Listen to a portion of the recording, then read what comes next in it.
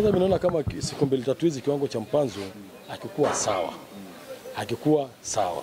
Na pia kuna asili ya wachezaji wenye kupenda kucheza nyumbani kwao kuliko ugenini. Na mifano mingi kwenye timu za Waarabu. Waarabu nakuta mchezaji ni mkubwa, lakini akija kwenye nchi yako unasema hivi ndio huyu watu kimsikia unamdharau. Ukienda kwenye nchi yake sasa ndio unamjua umuhimu wake. Hiyo ni nzuri kiasi na pia ni mbaya.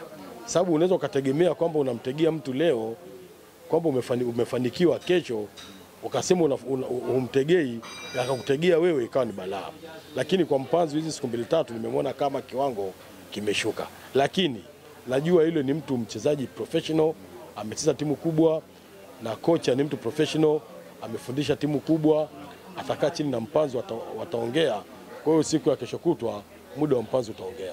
Kuna taarifa ambazo zinazagaa katika mitandao ya kijamii zikizungumzia kwamba huenda klabu ya Young Africans ikienda kukamata saini ya Elie Mpanzu. Kwako mzee, imekaaje na umeisikia taarifa baada ya kuisikia kwenye mitandao ya kijamii?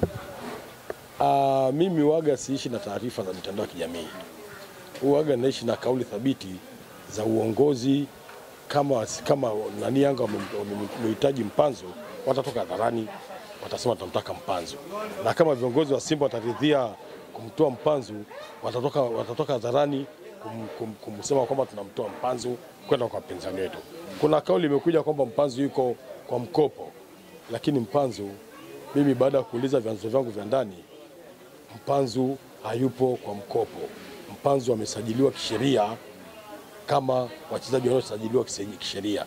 Kwa maana Yanga akija kumhitaji Mpanzu, inatakiwa akae na Simba mezani, waongee, wauziwe Mpanzu. Kumuuza mchezaji sio dhambi, lakini kumzushia mchezaji maneno ambayo sio ya msingi inakuwa sio dhambi. Alafu hichi kitu kimoja mimi nakishangaa sana.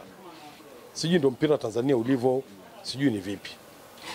Mambo yanatakiwa kufanywa na mashabiki, wanakuja kufanya viongozi. Lakini hakuna sheria yoyote inayochukuliwa hapo na chama cha soka. Viongozi wanatakiwa wakae kwenye nafasi zao kama viongozi, walinde nidhamu ya uongozi wao. Mambo ya kishabiki waache mashabiki wenyewe waamue wanachokiongea katika ushabiki.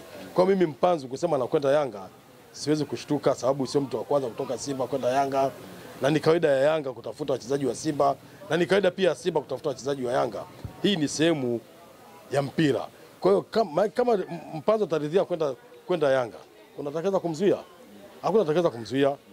Kwa hiyo sijiona vibaya kwa kitu kama hicho. Kama Mpanzu mwenyewe ataridhia kwamba anataka kwenda Yanga na ni kweli Yanga wanamtaka Mpanzu, wakaje wa meza na Simba wafanye mazungumzo, watapewa Mpanzu. Au ndio maana amemuuza Ziki.